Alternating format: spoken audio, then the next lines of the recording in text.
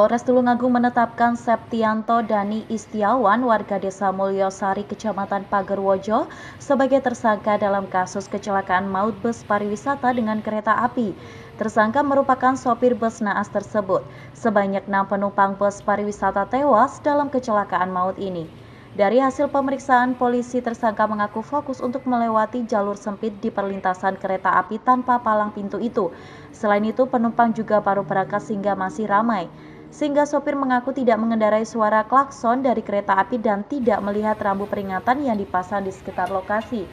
Polisi juga telah melakukan olah TKP menggunakan alat scanner. Sopir dinilai lalai sehingga mengakibatkan kecelakaan dan menewaskan penumpangnya.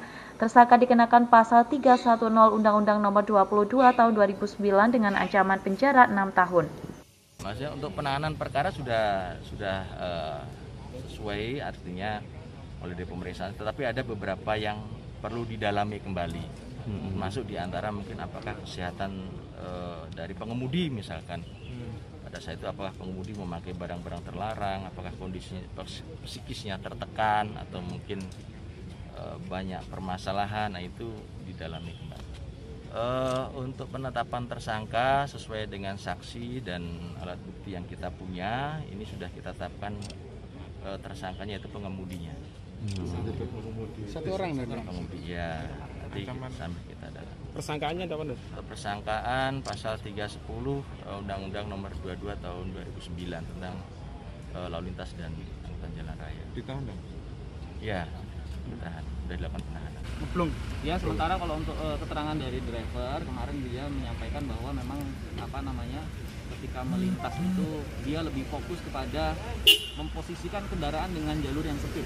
Ya, jadi karena di situ memang sudah ada palang, tapi posisi driver kan dia lebih fokus untuk memposisikan kendaraannya supaya bisa melalui jalur itu.